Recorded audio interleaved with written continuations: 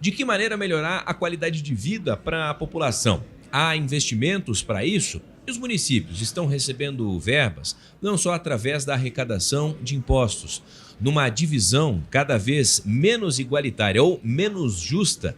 As prefeituras são as que menos têm recursos para poder investir. Não é fácil a tarefa de muitos prefeitos municipais.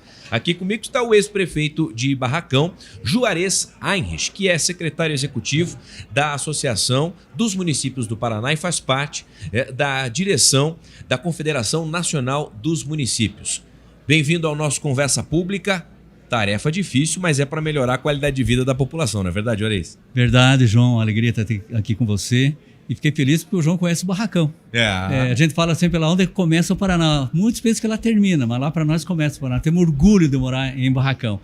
Ó, João, você colocou uma coisa muito importante hoje. Eu que estive no Executivo do Barracão por 4 vezes, lá no Executivo do Barracão, fui vereador, presidi a Associação dos Municípios do Paraná, fui o primeiro prefeito reeleito na associação. Na Confederação, estamos desde 1996 lá organizando, fazendo uma entidade forte, robusta, para defender os municípios. E você colocou uma tecla, a gente bate muito, briga muito. Quer dizer, hoje está um pouquinho diferente na questão dos recursos municipais. Mas tivemos época que a gente juntava moedinhas para a gente cumprir o orçamento, pagar folha de pagamento. Na Constituição de 88 para cá, foi o quê? Nós queríamos muita municipalização das ações, que era tudo centralizado no governo federal e parte no governo estadual. Só que foi o Congresso acabou fazendo o quê? Descentralizando as atividades, as funções e deixando que os municípios tivessem obrigação e não dividindo os recursos igualitários, como você colocou bem. Nós temos uma demanda, para você ter uma ideia, João, que a gente lutou muito e trabalhou muito na frente disso, quando foi criado, por exemplo, as contribuições. A União hoje, ela recebe mais contribuição do Brasil do que o próprio FPM, que é dividido entre estados e municípios e a União.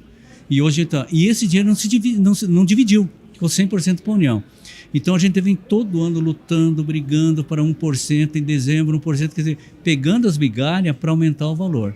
Então essa dificuldade é grande, os prefeitos hoje, a demanda é muito grande, as necessidades e as pessoas hoje dos municípios, ela tem um detalhe, João, que vou colocar isso porque eu senti, a gente vive e vive ainda hoje o sistema, é aquela questão de você ter o quê? Eu não consigo ver o coletivo, João. Eu quero resolver o meu problema. Eu olho para o meu umbigo. Quer dizer, então essa dificuldade você tem e você acaba o quê? Acontecendo que você não faz aquilo que você consegue fazer. Então esse também outro problema da questão dos recursos públicos. Então a educação ficou carimbada, que o município tem que investir 25% na educação, que eu acho que tinha que investir muito mais, não só o município. Mas se você pegar o Estado, se você pegar a União não investe menos de 10% na educação, e o município é obrigado a 25%. Se você pegar a saúde, que é 15%, se colocar aí, só são 40%. Nenhum município desse país, a folha é menos que 40%. Nenhum. Média 43%. Aí já foi 80% do recurso. Está engessado, né? Capacidade de investimento, de fazer outras coisas, de investir em obras e melhorias. Que maneira avançar quando você está com um orçamento tão comprometido com folha, saúde e educação? O grande detalhe, João, a gente colocou muito outro, fiquei muito feliz da colocação do nosso governador Ratinho Júnior ontem, que ele disse que tem muito dinheiro, precisa. Eu passei pela prefeitura e sei a dificuldade. Quer dizer, você não consegue ter grandes profissionais porque você não consegue pagar como o pessoal merece. Então, nós temos essa dificuldade. Você colocou uma coisa assim muito, muito legal, assim, que a população, o eleitor, o contribuinte, às vezes ele pode dizer, não, mas o que o cara faz com o meu dinheiro?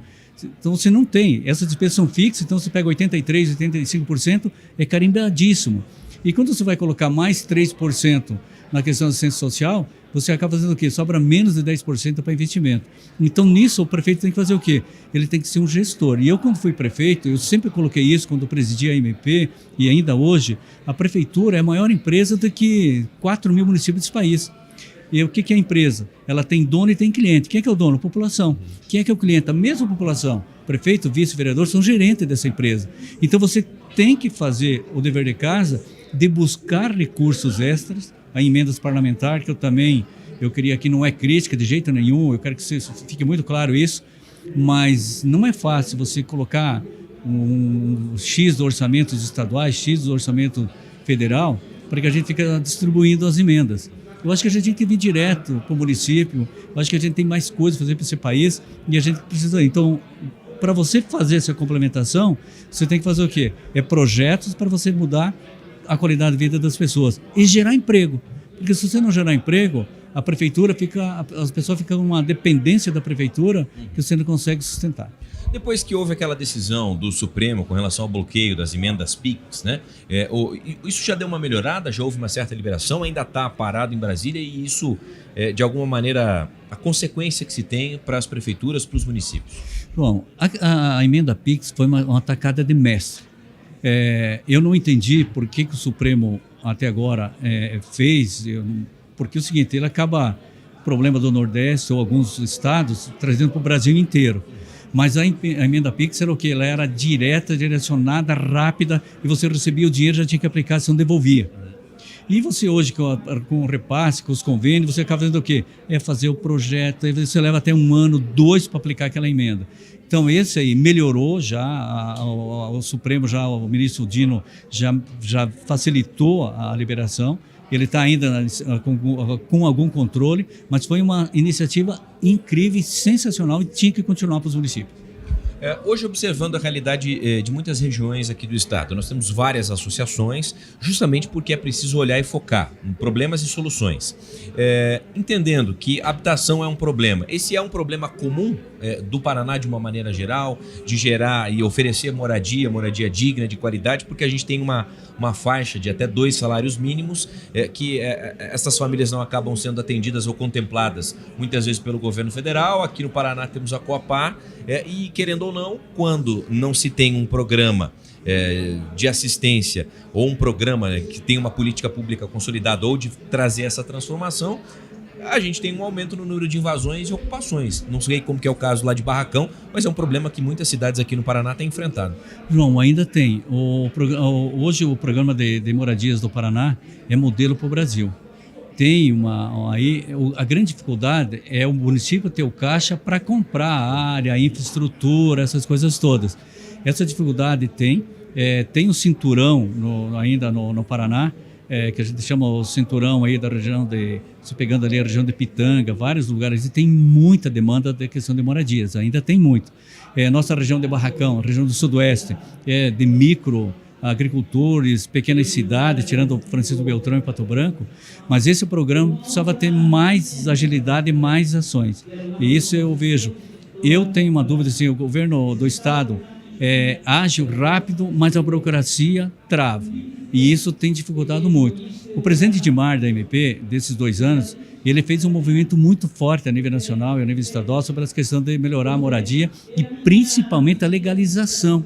Nós temos sistema de Coapar, assim que a gente falava, Coapar, nos municípios de 20, 30 anos, que ainda não tem documento. Então essa foi uma agilidade muito forte, a MP fez esse trabalho e hoje a gente está aí graças também ao empenho do governador Ratinho Júnior, a gente está com aí em torno de 30%, 40%, 50% já de áreas, as pessoas já com sua escritura, com seu documento. Então você melhora, você incentiva e ele fica com mais qualidade de vida. Hoje, sobre quais aspectos é imprescindível e indispensável a questão de melhoria da gestão pública, utilizando ferramentas de tecnologia? Muito se fala sobre isso. De que maneira prefeituras que contam com uma limitação na questão de pessoal podem se valer também dessa questão para melhorar a forma de gerir, de ter ferramentas à disposição para entregar um melhor serviço público, seja em função de um orçamento cada vez mais apertado, mas observando sempre que pelo fato de ser uma empresa, ela deve ser bem administrada e apresentar bons resultados também. João, aí também queria voltar aí da iniciativa do presidente Edmar, junto com a Itaipu, fez assim um convênio de 48 milhões e foi qualificado 18 mil funcionários públicos. Esse aí é o que hoje, qual é a dificuldade que a gente tem? Vou te dar um exemplo hoje na questão do IBS, nova reforma tributária. As prefeituras tirando pouquíssima, dá para contar na mão. As prefeituras do Paraná, e daí já fala isso que o Paraná é desenvolvido, a nível do Brasil, nós temos poucas pessoas qualificadas para esse setor. Aliás, algumas são qualificadas e ganham poucos. Quando se colocou dessa ferramenta, o gestor, o prefeito que for ágil, rápida e buscar essa ferramenta, colocar dentro e qualificar a sua equipe, ele vai facilitar a vida, melhorar o orçamento, aplicar melhor e vai ver onde é que está a situação, onde é que ele precisa melhorar. Então, essa questão aí da ferramenta, a CNM tem um trabalho muito forte junto ao SERPA, junto a várias outras entidades aí, para que possa fornecer várias ferramentas gratuitamente para que os municípios se adequem. Tem problema, tem que ver a mudança, você tem que... Tem, mas o prefeito diz o seguinte, e quem foi eleito foi eu. E muitas vezes a gente fica na mão do profissional, daquele funcionário que está lá 15, 20, ele não se qualifica. E hoje não dá mais. Hoje é o teu CPF que responde. Então isso, a ferramenta existe, precisa, mas ainda a gente está aquém daquilo que poderia estar nos municípios. Isso falando como quem sentou na cadeira de prefeito por várias vezes e hoje convive no mesmo município. A agilidade é a tua imagem da administração. O Edmar esteve conversando conosco também, né, falando sobre essa questão da isenção do imposto de renda até 5 mil, que isso de alguma maneira também acaba afetando as prefeituras, levando em consideração os servidores municipais, né? E a preocupação com que a esperança de que a reforma venha corrigir uma distorção até histórica, mas a preocupação com que também ela consiga regularizar ou trazer para dentro dos parâmetros uma condição ideal que, de alguma maneira, jogue luz para os municípios sobre essa questão da carga tributária em cima do consumo, para que os municípios também não continuem sendo penalizados. João, olha, você colocou uma coisa muito clara. Essa questão da isenção, eu acho que até que é justo, porque a gente paga muito imposto. Mas isso são mais de 5 bilhões de reais. Nós tivemos uma audiência com o ministro Haddad, a CNM esteve lá, até o presidente Edmar acompanhou isso. O ministro está dando documento para a Confederação Nacional dos Municípios e para a Frente Nacional dos Municípios, que é só capitais, municípios maiores, que não se vai perder um centavo. Nós temos dúvida nessa isenção, porque vai ter a isenção e não vai ter o que você colocar. Porque o município não faz o dinheiro, o município não fabrica, quem faz o dinheiro é o governo federal, quem tem o controle, o Estado agora com o ICMS, e fora isso não tem mais. O que é a nossa preocupação hoje? Se você diminuir cada vez mais, apertar mais o cerco dos municípios, cada vez vai ser mais pior. Má qualidade da educação, má qualidade da saúde, mau atendimento, você não presta o serviço para aquele que paga o imposto. Eu nunca vi uma reforma no mundo ser como essa foi. Hoje, a gente tem a garantia que nem o município brasileiro vai perder nem um centavo. No Paraná, nós temos questão dos 399 municípios, talvez 2, 3 municípios, e que parem, assim, mas muito insignificante. O restante só vai ganhar. Isso são para 20 a 25 anos. É o que tem aí, é o jabuti da lei. Então, a gente queria colocar para os teus ouvintes uma coisa que é muito importante, que geralmente quem faz a lei é aquele que eu voto. Aquela pessoa que eu voto. Às vezes a gente precisa cobrar daquele que a gente vota, para que hoje, se continuar como está, João, a reforma, nós vamos pagar mais imposto que a gente paga hoje. Isso tem que ser uma coisa muito clara, mas muito clara. A questão da isenção, se colocar, fazer os grandes investimentos, grandes aplicações, grandes fortunas que não pagam um centavo hoje, colocar, e o governo tem a capacidade de passar no Congresso, João, isso aí é tranquilo. Não, mas não dá. Por que não dá? Por que tem meia dúzia de cidadão, meia dúzia de bancos internacionais que dominam e não pagam imposto? Por que eu pago imposto 5, 6 vezes? Eu pago 4, 5 vezes, eu pago lá no local, eu pago no sabonete, eu pago na comida, eu pago... E daí? Então, isso que a gente... Esse é o questionamento da gente. E aí você, cidadão, o teu ouvinte, João, da Jovem Pan, é ajudar a fazer isso. É você ter consciência de quem você vai fazer, porque o ano que vem tem eleição e você vai escolher o cara que vai fazer por você lá. Essa reforma tributária, nós vamos pagar mais imposto, João. Inclusive, eu lembro que na discussão na época da campanha, né, vamos taxar grandes fortunas, vamos ir, vamos aquilo. Muita coisa tem sido ventilada, mas na prática, por mais que as iniciativas ou as declarações tenham sido dadas, pouca coisa mudou efetivamente, né? Muita pouca coisa mudou, João. Não, isso aí, a gente está aí nesse trabalho, nessa labuta. Eu fui eleito com 18 anos. Eu tinha cabelo preto. Então você começa a ver isso, que você colocou uma coisa assim muito. Mas isso a culpa é da gente. Sim. A culpa é do eleitor. Às vezes você fica culpando. Você tem que ter a consciência. Não dá só para cobrar, só para fazer, só para falar mal, só fazer. Você tem que participar. Você tem que ir lá, você tem que labutar, você tem que correr. E aí é o seguinte: não é porque eu estive prefeito, mas tudo acontece lá. É lá no município que é lá que você tem que dar saúde, é lá que você nasce, é lá que você morre, e lá que a gente paga a conta e não volta para a gente.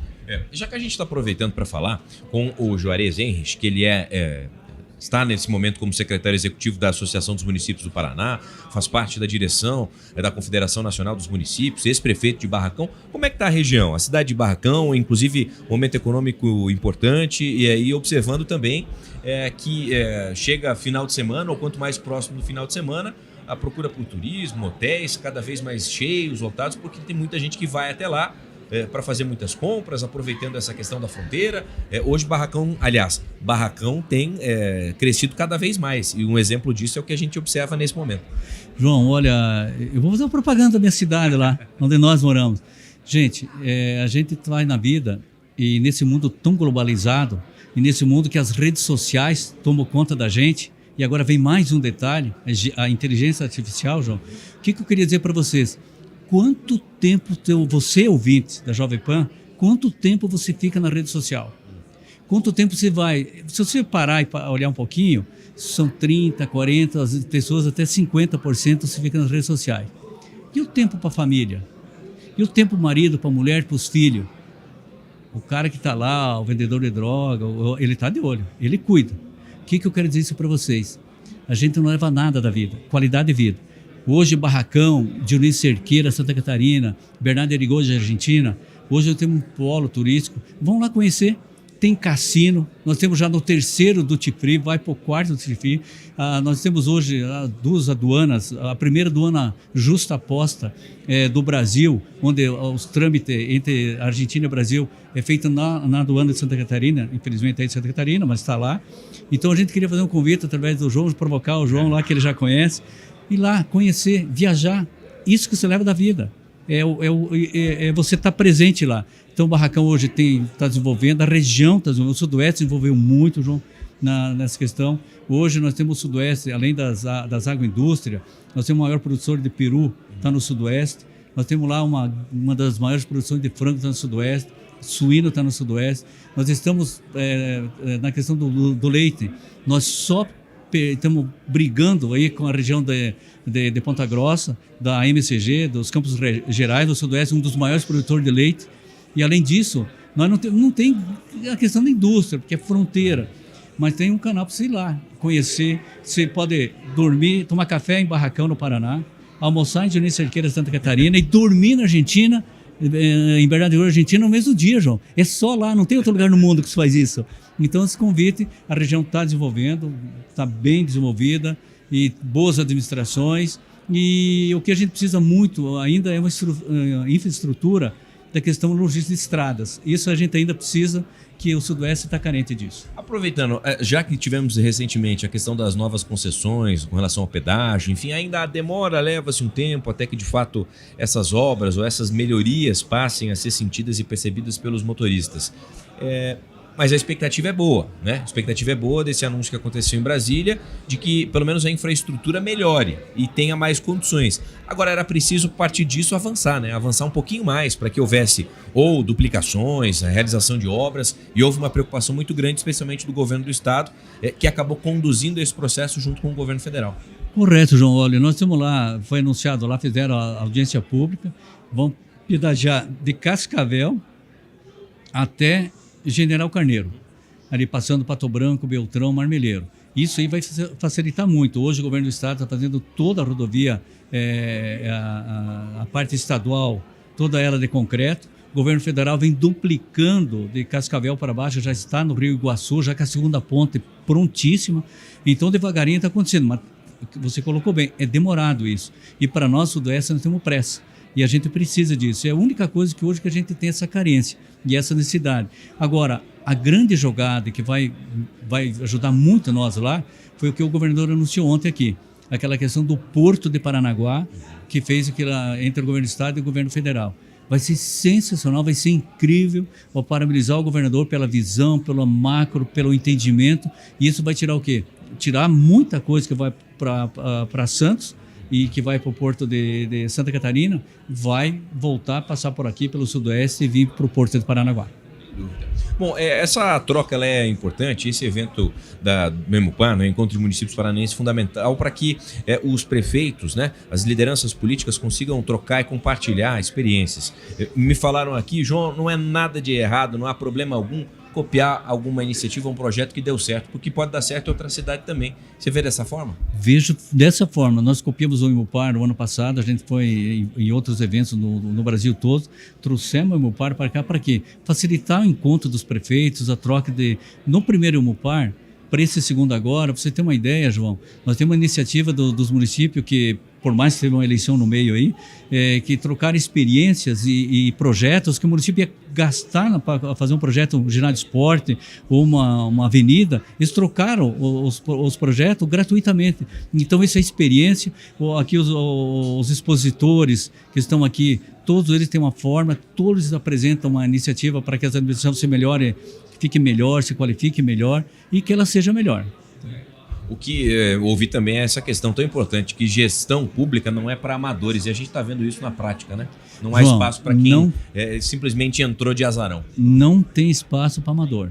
Hoje você se qualifica, não dá mais para dizer assim, não, eu vou lá porque não tem mais espaço. Hoje você tem que ser um gestor, um empreendedor, hoje você tem uma empresa na mão. E outro detalhe, quem quer ser prefeito? O teu CPF é que responde. Então você tem que se agir rápida e ter a prefeitura na mão, no pulso. Não dá para se eleger e colocar na mão dos outros ou deixar que os outros façam por você. Então isso é uma coisa que eu sempre chamo atenção no que eu coloco quando eu vou falar para prefeito, que o prefeito, quando ele saiu da prefeitura, ele largou a caneta, ele vira uma poça d'água. Uma poça d'água por quê? Quem é que pisa na poça d'água? Você desvia. Então o cara desvia. Eu falo isso porque eu sou ex-prefeito 3 vezes. Eu fui 4 vezes, sentei na cadeira.